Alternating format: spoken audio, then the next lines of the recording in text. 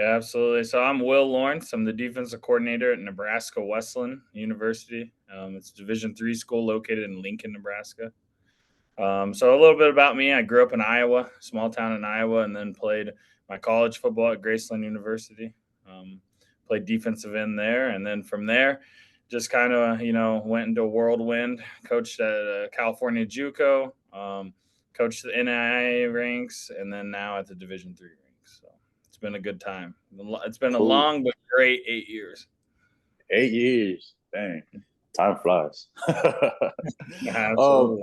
I know that when we spoke last, did you mention that you coached at Division II as well? Oh yeah, for a brief stint. It was at Wingate University. It wasn't a long time because I went back to Graceland to be the defensive coordinator there, but I was over there for a short amount of time.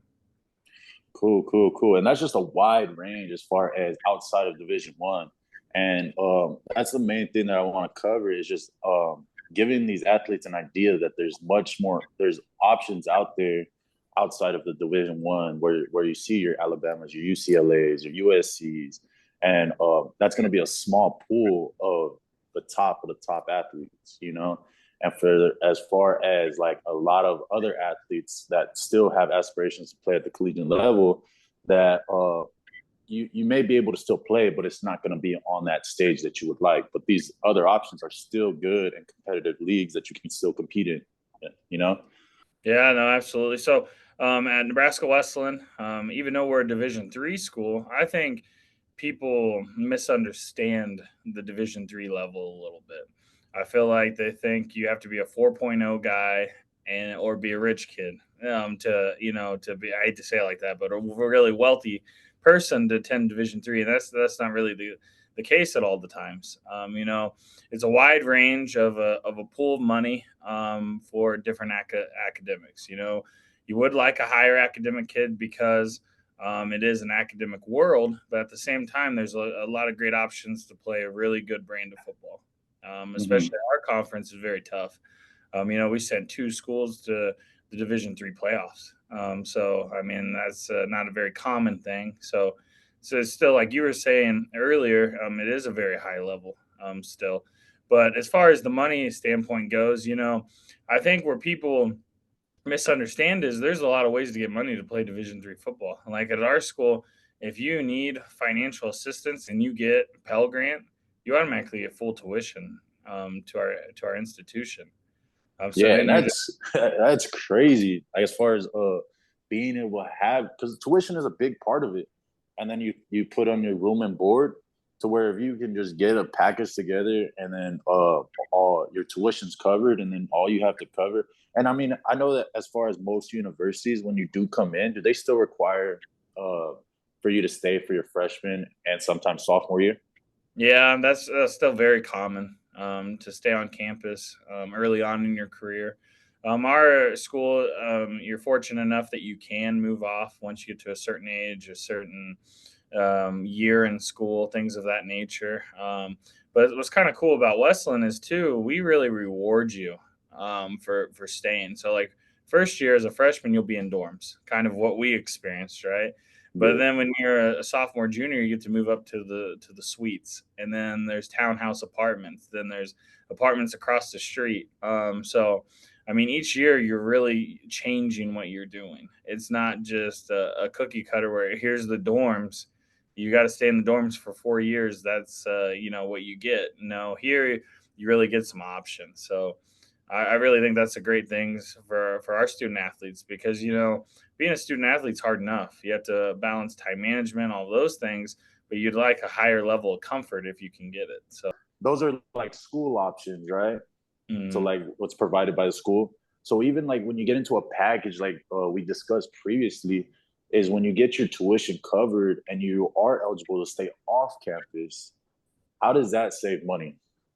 oh wow. So it just depends the institution.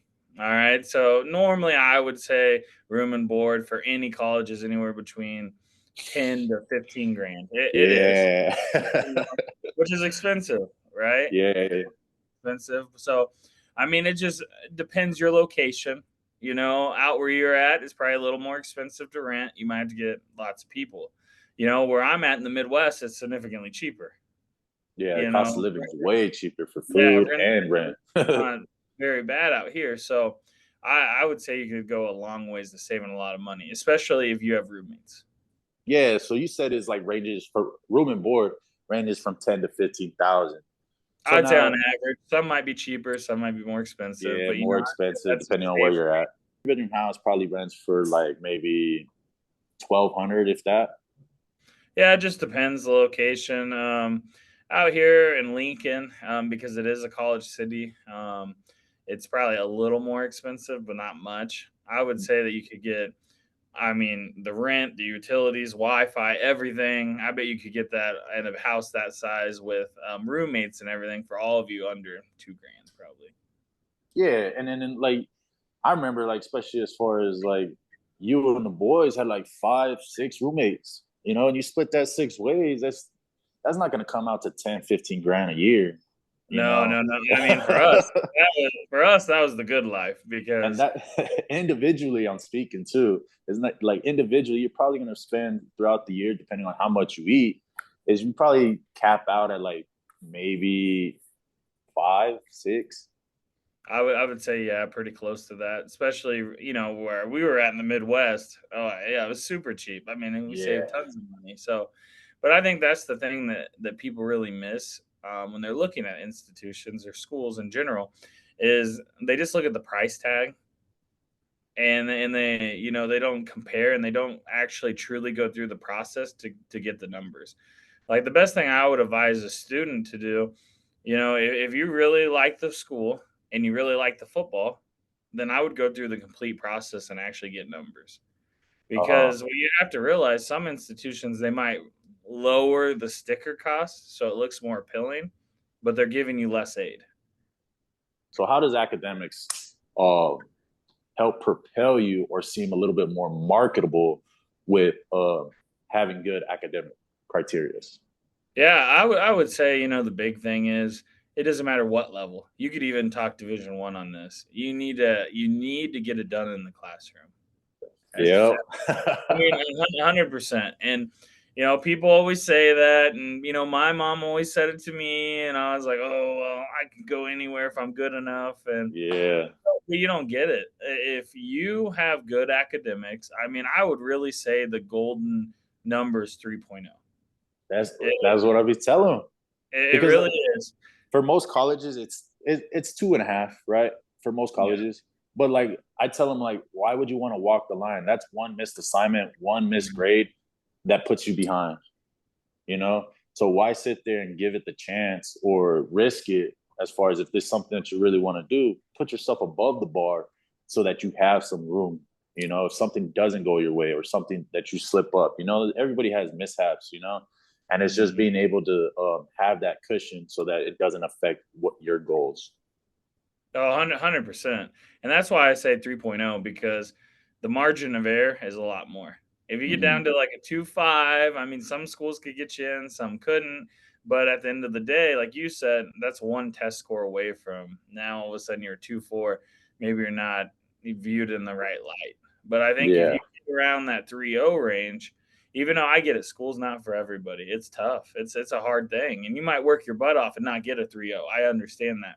But if you're always, striding for that higher number, it adds value, if you ask me. Yeah. Because I feel like at all levels, you look at GPAs, like you look at a Twitter, you look at a transcript, you look at prospect sheet. You get all these prospect sheets, and then I hate to say it, some schools the first thing you do is you look right at the GPA, and Yeah. then at the same time you understand, okay, what kind of guy am I getting coming in? When they get here, is this a guy that I'm going to have to keep my thumb on all the time? Or is it a guy that can handle his business? Yeah, and those are the ones that the ones that you got to keep an eye on. Like, yeah, they might be skilled, they have a good skill set on the field, but at the same time, for as a coach, is that you have so many other players, so much work on your plate already. I don't want to add more to mine. You know what I mean? So No, it's like, 100%. so you want someone that has integrity and accountability to hold himself accountable, not only on the field but in the classroom, so that you can focus on working towards the championship. Oh, absolutely. I mean, and I get it. Some kids are going to struggle academically, and we're going to help them. You know, there's resources to help them. There's things like that. But there's a difference between when you have a roster size of 120 to, some schools have up to 180, right? Some do. We Yeah, don't. We're a smaller roster size. That's just our preference.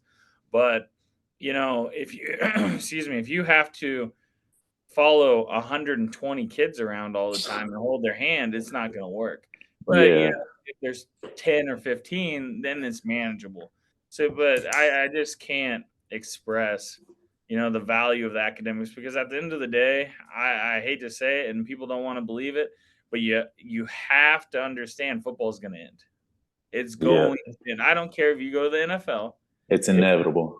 end. I mean, you look at a bad cat, and he's a big time coach now. Is Deion Sanders, Coach Prime? Yeah, He's in the media a lot for positive things, and sometimes people get after him, whatever. But at the end of the day, here's the thing: he's one of the greatest corners ever, but he had to have a degree to coach. yeah. Still had to have that education, man. As far as I wouldn't sleep on D3 at all because I looked up your guys' facilities, and your facilities are pretty nice. And I think that's the thing that goes underrated. It doesn't matter if it's D3, NAIA, even some JUCOs out there. Oh yeah. There's a lot of good facilities out there. And you were talking about the brand of ball. I mean, there's some tough conferences, and Hmm. our conference is tough. I mean, it's from top to bottom, it's a hammer, and there's not really an off week. Every week you gotta come ready to play, and that's where we always preach. That constant improvement week to week, because if you take a week off, you're gonna get beat. And I mean, even in the conference that we played in college, it's the same thing. Um, Yeah. there's no bye weeks.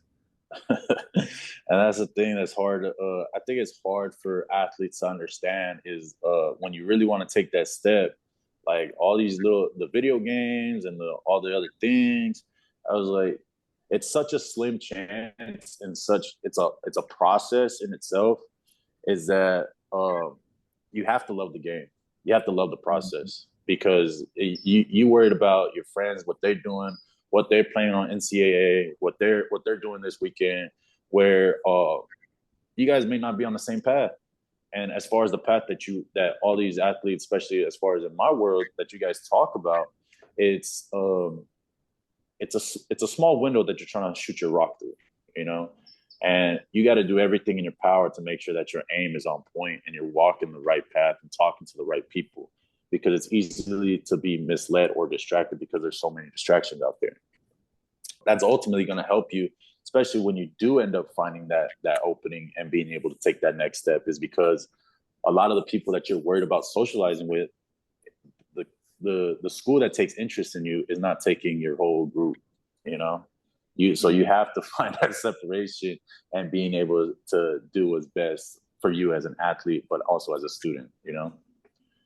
Did you have anything else you would like to share about your current school as far as any athletes would consider a D3? Yeah, I would just say, the big thing is always, in today's world, it's always money, right? Mm-hmm. It always is, and I understand that. Everybody has a pocketbook and everybody has a budget. But Yeah. you have to understand in today's world, if you want to make it happen, you can make it happen. So you really got to understand if you fall in love with the school, those schools ultimately will work with you in some capacity to make it affordable.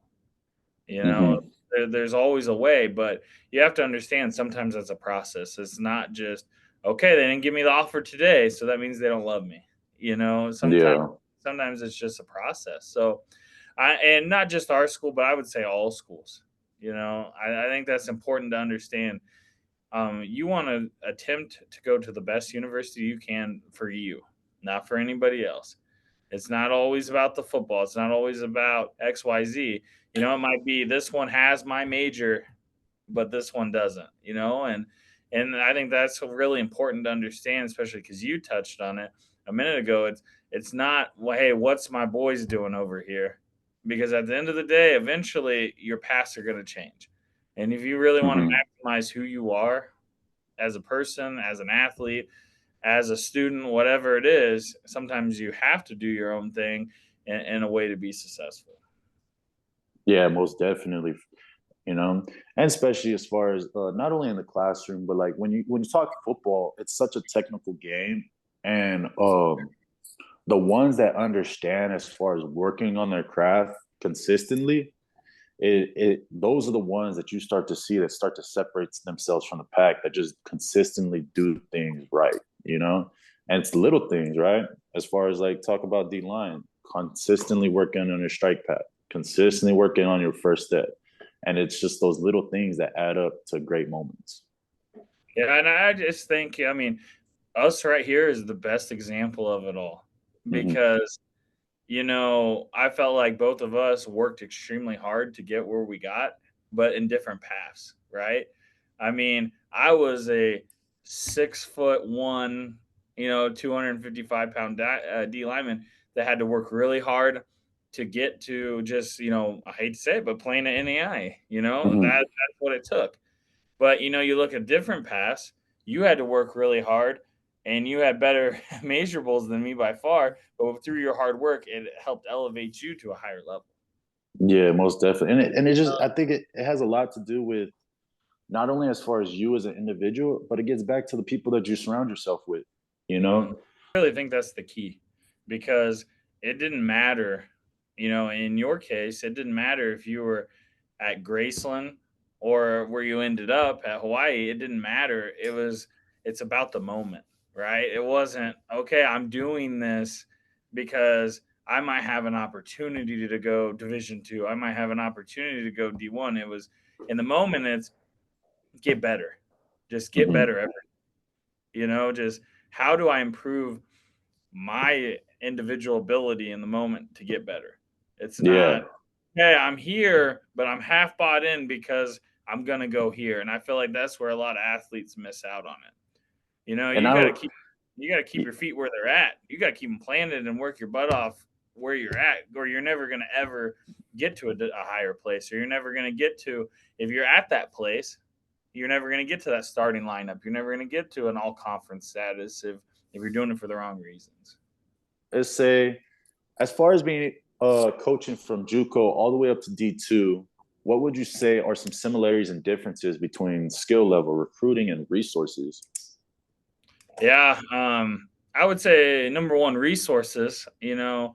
Resources are really institutional based. You know, some schools are, they're happy to have football, but they might not pump the money behind it. Some schools they want to win, so Yeah. they go all in on it. So I would say at times And the better your facilities, at times more resources you're getting. yeah, and I Towards. think you definitely see that with uh, the biggest example is just look at the big schools. Look how Mhm. you can go, you can bring a coach in one year and he'll be out the next year, you know? Yep. And it's because it's the culture that they're trying to maintain, keep the same culture as far as, or they're trying to create a new culture and get back to a winning culture, you know? So when I had transferred out, so I had went to Hawaii, and Hawaii, so everybody sees Hawaii as like, dang, that's Hawaii, you know? From a Yeah. football perspective, as far as the Division 1 level, so they are Division 1, but when I had got there, it's like, damn, we don't have nothing. We don't have this. We don't have that. I was like, I don't know what y'all talking about. If y'all would have just seen where I just came from, this is a this is a level up, you know. And it Absolutely. and it kind of changed as far as the culture definitely changed. It evolved over time from me being there to where it was more grateful and understanding as far as even though that we didn't have the same resources as other Division 1 uh, colleges, is that we took gratitude in what we had, and the culture was different.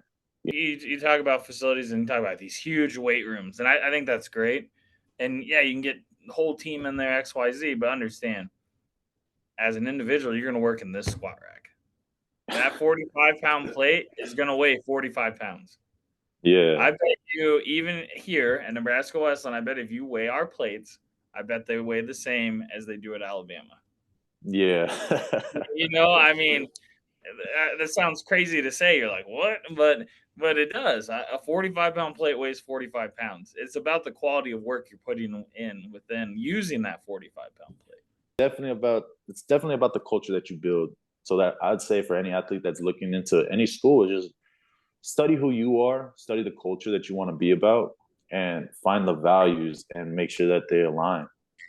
100%. I mean, brands don't win football games. It's exactly what you said. And I think a lot of athletes, where they might make a mistake, is you should meet with the players. You should talk to as many players as you can when you visit. And Mm-hmm. if they're not allowing you to, then that should be a huge red flag. Because Yeah. coaches are great, and coaches, they are important, but the players make the program. You Yep. There's know, not going to be the coaches out there playing, right? and I mean, obviously, a great coach can help push or facilitate things in the right direction and help create that culture 100%. But at the end of the day, I'm never gonna play defensive snap again as long as I live. I'm not. I'll hopefully I'll stay blessed enough to keep calling the defense, week in Yeah. and week out. But me personally, I'm never gonna play one. So at the end of the day, it's about those 11 on the field, and at that one time. But then within practice, the weight room, everything. In today's football, you need everybody. You Mm-hmm. need everybody. You're only as good as your threes and fours. Mm-hmm. So, people don't understand that. They're like, "Wow, we got really good starters. We're good." But then all of a sudden 2 or 3 guys get hurt. Then what happens? And I mean, you really see that at any level. Like, how good's the depth? How good's the development? I mean, that's That things you think about when you're going somewhere. Yeah, man. And that's the thing, is that, like, especially when as far as any new recruit, is that if you're not in optimal playing shape as far as being able to contribute right away, then you got to start looking at it. I would say, how would you look at it from a coaching perspective? Is you're bringing a kid in. He's going to take 1 year to develop, put weight on, being able to bring him up to strength, to be able to actually contribute to the team. Yeah, I mean, obviously you watch film, but we try to go a little step further. We try not to just watch highlight films at times. We try to request and see if we can get game film, because the highlights are going to look good. Everybody's going to be a great highlight guy. But Yeah. also, I'll watch other teammates' films. Does this guy still pop on someone else's film? If they still pop on someone else's film, then you're like, okay, okay, now we got Yeah. one. He's vetted. Exactly. He's vetted. Yeah, yeah, 100%. But as far as development, I think that's a positive thing. We really, specifically in Nebraska Wesleyan, we really want to develop kids. We're a program that, will we take transfers? Absolutely, we'll take them at times, but that's not our top thing. Like, we want 4-year guys that come in and develop. So really, when I'm looking at kids, and they're not all going to be day one starters, right? But I really look at what we're trying to do here as a university, what we're trying to do here as a position group, what we're trying to do as a defense, what we're trying to do XYZ, and talking with their coaches and stuff. Obviously, the physical takes a part, but mentally, will they fit into what we're trying to ultimately get to? You know, Uh-huh. do I see this kid actually developing into how we want to play this position? And then also, I like to recruit guys within our defense. Like, example, if I recruit a longer corner and he gets too big, he can play safety. If you get a bigger safety, he gets too big, he can play Sam linebacker. Sam linebacker gets too Mhm. big, and play Will. Will can play Mike. Mike can play end. End can play stud. It just always goes to the next thing. So I Yeah. don't like to just recruit a kid that has zero flexibility, because truthfully, 9 times out of 10, when you recruit a high school kid, they don't normally get smaller. Uh-huh. They get big, they get bigger. And So that's the goal, is that, like, 100%. and I don't think that athletes truly understand in this day and age, is the whole goal. You don't want to wait to your freshman year of college to think about, now it's time to get bigger. You know what I'm saying? Is You should start thinking that before you even step into, as far as your freshman year of high school. And then from your freshman year in high school is where you want to try to gain at least 5 to 10 pounds with each off season that passes. And I Mhm. don't think that athletes truly understand is that with high school, you only get 3 off seasons. Yeah. You don't need an off season after that senior year if you're not signing nowhere, you know. And time flies so fast, and then before you know it, you're gonna sit there and you're gonna be at your senior year, and it's like, dang, now it's time to buy in. I'm looking for an offer now, but by then, like man, time has already passed, and it's gonna be like I'm not saying it's impossible, but it's just it's you got to understand as far as when it's time to buy in because when it's too late, it's too late. No, it is, and I just think it's very important. You know, the biggest thing sometimes puberty, you hit at different times, all of that. I understand that, but what you have to understand is size is one thing, but it's all about the work ethic and the building blocks that you've created years in advance. And you have to understand that's what gets you to where you want to go. Mm-hmm. And I think so many people miss in the transfer portal and XYZ or try to go here or there, and they just think magically my problems are changed if I go here. But if you don't have those building blocks and you go somewhere, it's going to be the same thing. Yeah, You it's know, just gonna revolve indoor. Just different uniform, different color. 100%. And I'm not knocking, going somewhere. I'm not doing any of that. What I'm saying is it's about, those building blocks and what you put into it and the mentality you attack stuff. Because if you're not attacking it the right way, just because in your eyes you're going to a higher level institution, that doesn't going to make you successful. It's not going to Yeah, happen if you don't have those fundamentals that are important. most definitely.